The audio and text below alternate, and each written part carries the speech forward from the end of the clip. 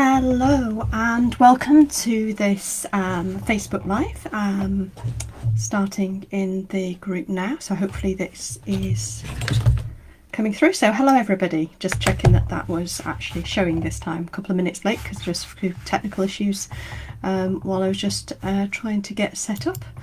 Doesn't seem to like it at the moment, so hopefully you'll be able to watch this one. It didn't cut off like it did last time. So first of all, this is a Facebook Live about how thinkers and feelers deal with crisis.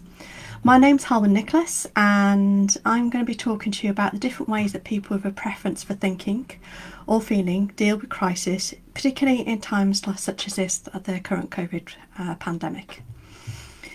So what we're going to cover today are things such as, are you a thinker or are you a feeler? What are the watch-outs for your personality preference during crisis? And what can you do to come out of this crisis stronger than before? So I apologise today if I'm constantly sipping a drink. I've got a bit of a sore throat, so do spare with me. Just started today, so if my voice starts to go, I do apologise. So let me just tell you a bit about myself first.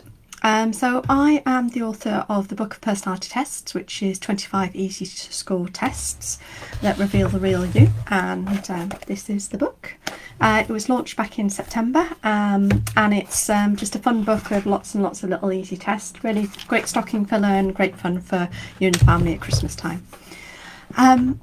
I'm really passionate about helping people to reconnect with their true self, their inner whys, and to reignite their mojo. And this is because of my own personal experience of burnout. And over the last 3.5 years, I've been working as a coach, but previous to that, I managed teams in several leading organisations where I was managing teams and did a lot of coaching of people.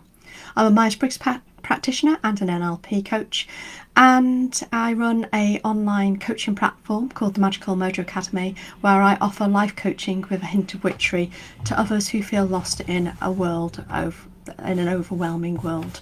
And the doors for that academy are currently open as well. So let's get back to the topic at hand. Are you a thinker or feeler? And what are the watch-outs for your personality preference during crisis? And what can you do to come out of this crisis stronger than before? So let's have a bit of a recap, because this is my third Facebook Live.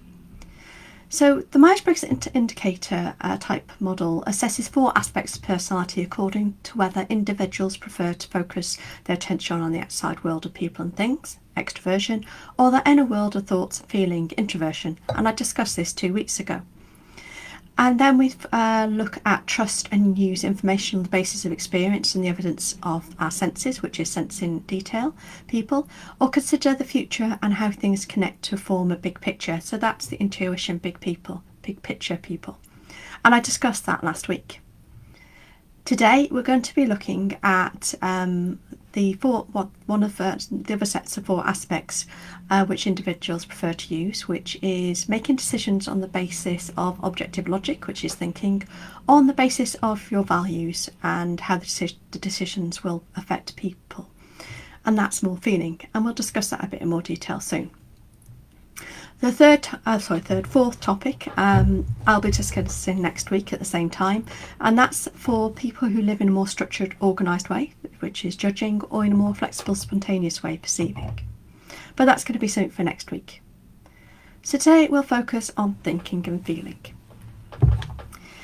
These personality preference areas are related to how you make decisions, give feedback, deal with differences, recognise or appreciate people or things, and how you ask for help and help others.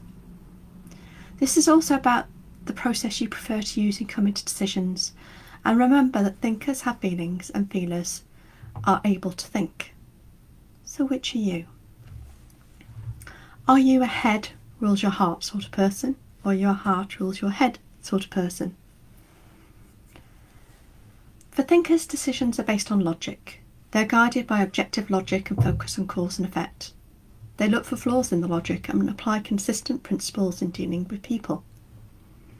In a workplace, they tend to emphasise involvement with tasks. So do you prefer to use logic and objective standards when making decisions? For example, at the moment, is this new statement logical? Is this data on the information logical? Is what my government or my local authority, is that logical? And is your preferred style critiquing and analysing when you're faced with a current problem? So do you find that you tend to critique the information and analyse it, especially in this particular time around COVID? Are you looking and trying to understand more and more, analyse the data, analyse the information? And have others described you as critical, logical, tough-minded? They could be words that they've used for you. But remember, thinkers still feel. For those with a preference of feeling, decisions are made on values and are guided by their own personal values. They tend to focus on harmony of others, look for common ground, and treat each person as a unique individual. So in a work environment, they tend to emphasise and support the process. So do you prefer to use empathy and compassion when making decisions? For example, when you're looking at the information coming out about COVID, are you thinking, will more people be hurt? And is your preferred style to assess impacts of decisions on people, striving for harmony and positive interactions? Have others described you as accommodating, appreciative, or tender-hearted, perhaps? So have a think about which one you are. Are you more thinking or are you more feeling? And remember, we'll use them both with their preferences. It's just that you'll have a tendency to one over the other. I'm a feeling person, and so I'm just going to give a bit of an example that I actually have two businesses. So I have one which is very logical and one which is very much feeling. So I have my packaging consultancy, which is very logic based, and my feeling, which is my Magical Mojo Academy and Magical Mojo Coach. And as somebody who has a feeling preference, if I spend too much time in the logic, I can find it exhausting. But if I need to balance it with spending time in the feeling, but I also understand that I need to understand some of the logic too. And it's also good to understand the perspective of people as well. So let's think of some things that might help you, whether you're somebody who's thinking or feeling in the current COVID crisis. First thing to do is create boundaries. If you have a preference towards thinking, consider your impact on others. For example, you might be using messages more than talking to people at the moment. So read through those messages before you send them. You see, the written communications of thinking individuals can be quite direct and task-focused and may appear insensitive, impersonal to others, which at this time people can be a little bit more sensitive, and they might be thinking, how can they not think about the current situation? This face-to-face contact, and you'll all know this, you've seen this yourselves, without that face-to-face contact you can find you're being misunderstood. And as we do stuff in writing, it can be much more difficult to understand what the true meaning is. But equally, when we're on the phone, it's easier to understand, but it sometimes can be misunderstood because you can't see the body language. But on Zoom and video conference as well, certainly there's a little bit of a delay, so you can't always read the language. And quite often you can only see like this top half, and it's hard to see the body language and understand. So there can be misunderstanding there as well. Excuse me, just take a sip. Losing my voice again. And when we are in times of crisis, we may focus, particularly for thinkers, on the logic of a situation more. And you may be finding this crisis stressful due to the lack of facts and clear direction. So go out searching for more information and find yourself getting buried and going deeper and deeper into the information out there to get the logic, and so that you can assess it. If you have a feeling preference, it's about finding a balance between supporting others and looking after your own needs. That can be very, very difficult when you're worried about the impact of this crisis on others, especially if your close friends and family are not around to help you, or you have vulnerable people in your circle of friends or in your community, and you may be wondering what the impact is on everybody around you. You're thinking about what's going on, how it's affecting the person down the road, what can you do to help?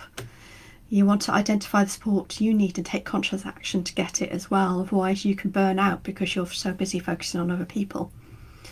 And I'll give you an example. somebody with a preference for feeling may find that they need to go for a test for COVID, and what they will probably be thinking, they're not so worried about the impact on themselves, but they're worried about, have they been in contact with anybody and spread it to somebody else. And it's not to say that thinkers don't think the same, it's just that they will go through it in a logical process and go, have I been in contact with anyone? Yes, no, I haven't. Whereas the feelers will be thinking it more from the heart, and might not be looking at it from more of a logical point of view.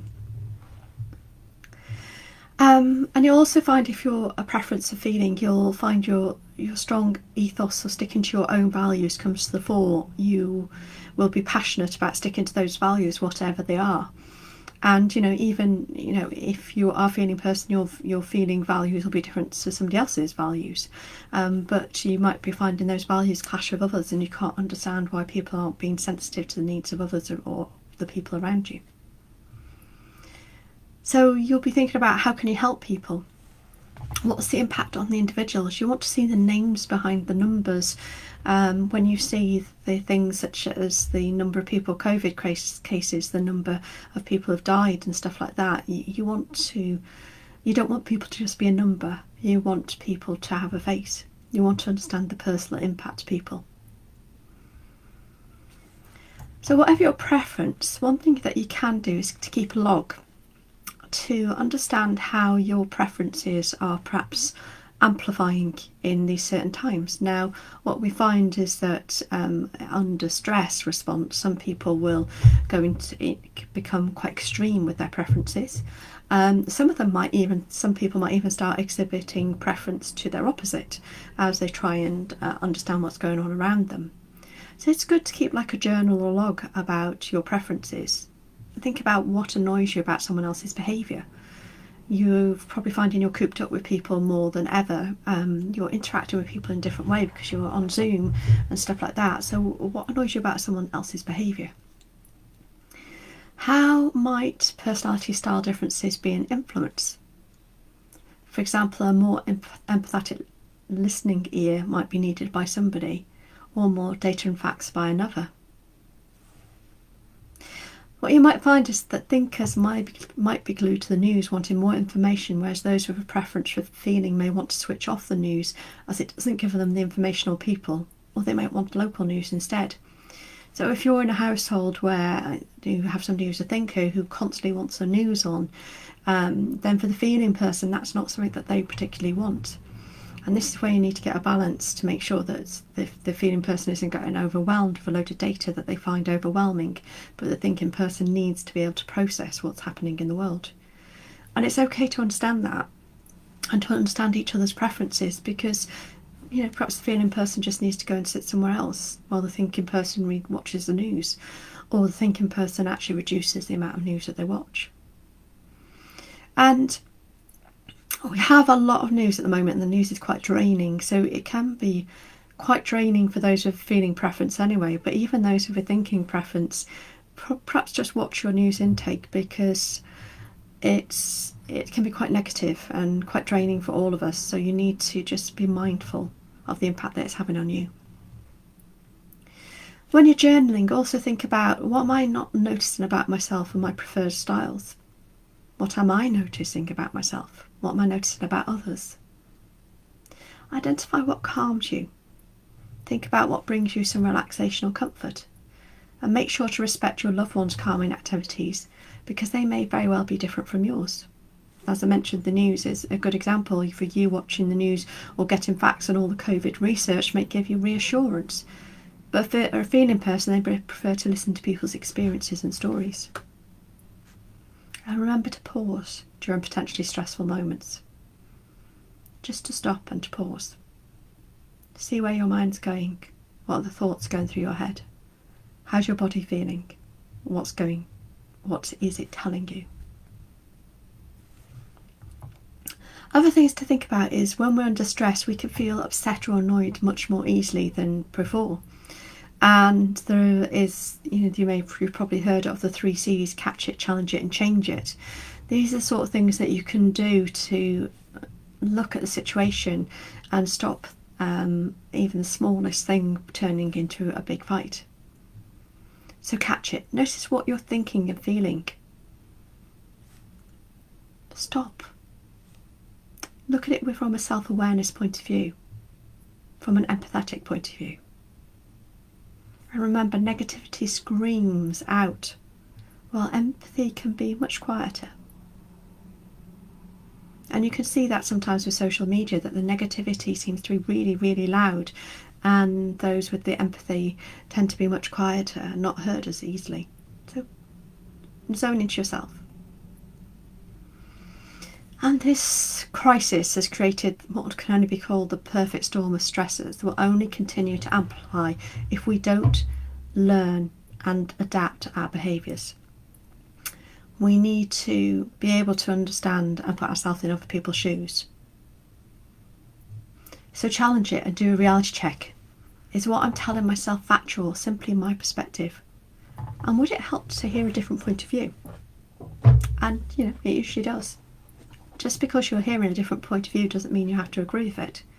And because you're disagreeing with something doesn't mean you have to have an argument. It's okay for us to disagree with things. It's okay for us to have different points of view, as long as we respect each other's point of view and don't try and force it on our own point of view on others. And then change it. You have a choice. If you notice you've annoyed by your partner, your friend, a loved one, look for ways you can improve the situation through our honest dialogue, or by reframing the story that you tell yourself. Is it really important? Quite often disagreements are around the smallest things.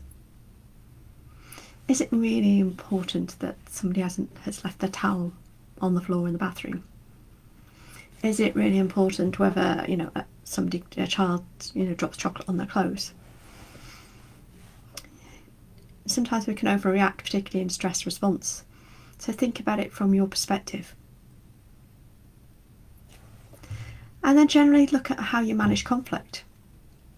Feeling preferences tend to worry for everyone and want to smooth things over. But this isn't always that helpful. Sometimes conflict needs to be addressed and dealt with. And running away with empathy can lead to bad decisions. We sometimes just have to step and pause and deal with that conflict in our lives.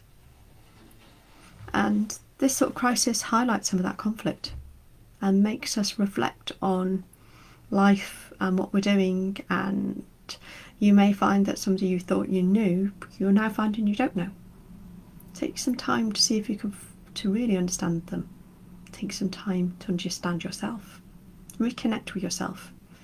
I always call it reconnect with your inner whys, because we can get lost sometimes in the world around us about the way we think we should behave and not how it's true to ourselves. And thinking styles may want to quickly fix things, forgetting that feelings are facts too. And it's very hard for somebody who bases their information and processing of decision making on logical facts to understand that feelings are facts too. And thinkers often like playing devil's advocate, which can grate on those with a preference of feeling, or even grate on those who've got a different thinking viewpoint. Just be aware of yourself. And when you're looking at the data and the information out there and the things going on in the world, just remember the sphere of influence. What's within your sphere of influence? Because that's what you can impact. So impact your sphere of influence.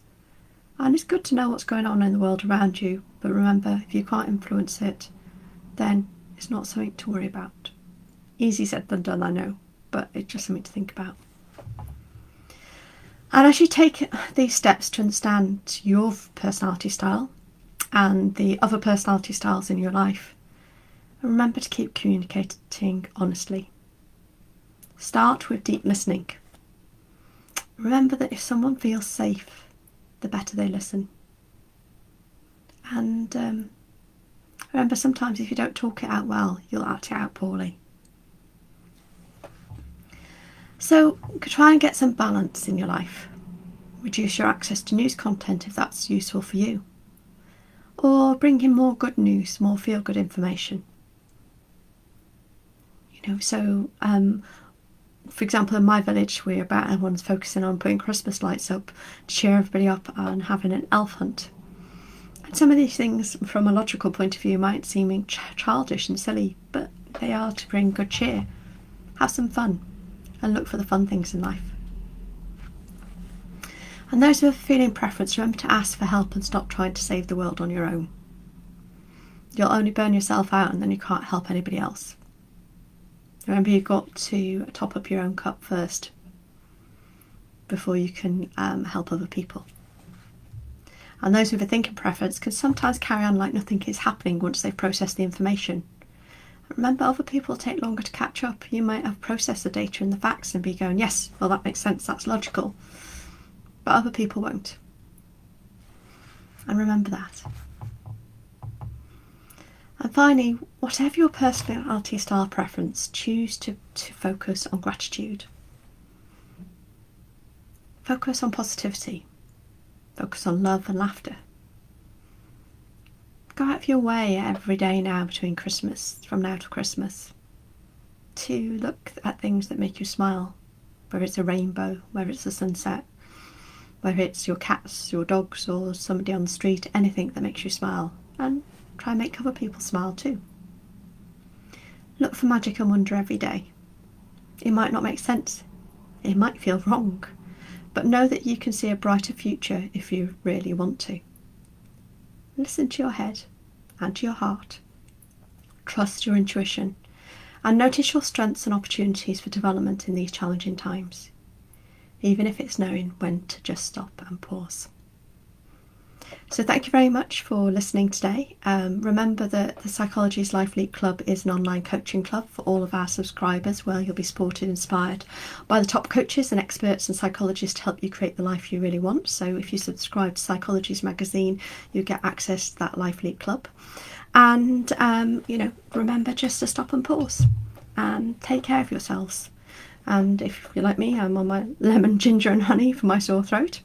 And yes, I have had a COVID test. I'm pretty sure it isn't, because I hardly have any contact with anybody. And if you're looking for a stocking filler, the Booker Personality Test, as I mentioned, is for sale at all good bookstores. My Magical Mojo Academy, which is life coaching with a hint of witchery, the doors are open now for any of you who would like to take a peek. You should see the link in the comment section. Okay, thanks very much for watching, and I look forward to speaking to you next week about the final two attributes of the Myers-Briggs personality types, which is the judging and perceiving. I'm hoping that all of these videos are proving useful to you.